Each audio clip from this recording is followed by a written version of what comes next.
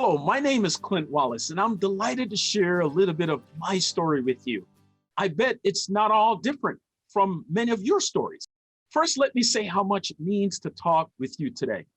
As a Caribbean American who grew up in Jamaica, I never imagined opportunities like this. I grew up seeing my parents working hard, really hard, compensating for their lack of exposure and the importance of higher education. It taught me the value of hard work, and I pride myself on working hard. It also taught me the value of education and the difference it can make in one's life. And that's what our program is all about. The future may seem far, but it comes quick, real quick. And now's the time to think about the path you want to make. And for me, honestly, I initially had set a really low bar. I enlisted at 17 years old and completed basic training in San Antonio, Texas, graduating in September of that year, and that year was 1987. Being in the military allowed me to further my education. I was going to school, serving in the Connecticut Air National Guard, and working. One of the things that helped shape me was when I was in school and being around students who were much older than me, still working to get their degrees. I learned from their persistence. I remember distinctly a fellow night student shared with me his thinking. I don't care just to be an engineer. I care to be the engineer's boss. That struck me profoundly. It was a spark for me to further my education beyond my associate's degree. I got my associate's and bachelor's degree, compliments of the US military. I continued on to get my MBA part-time while working 3 jobs. I was also a husband and a father and a young family that I cared a great deal about. The things I learned growing up, like tenacity and perseverance, were critical. I also learned the power of networking, and I'm glad I learned it such as an early point in my journey, and I hope you get to do some networking as part of the Junior Achievement Program. Another thing I learned along the way is that you need to be purposeful, and that purpose isn't always about you. It can be and should be about others too.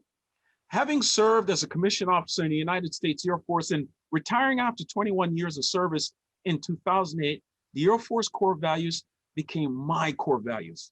They are integrity first, service before self, and excellence in all we do. And I'll repeat the one that means the most to me. It's service before self.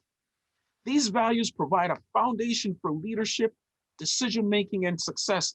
For me, they translate every day into the task at hand. While my path was not traditional, going from engineer to a human resources professional, a few other stops along the way, I'm proud to say that I am proud to work for Sanofi. Sanofi develops vaccines and treatments for a range of medical conditions, from the common cold to rare genetic disorders. We make a difference in people's lives around the world each and every day. That gives me purpose. So as I close, I encourage you to give a great deal of thought to what you want to do next. Be intentional about your purpose and what's behind it. I became an engineer because my father told me to be an engineer. You have a chance to chart your own course. If you have a love for math, maybe engineering is for you. What about science? Now's the time to think about the type of education you'll need to become a scientist.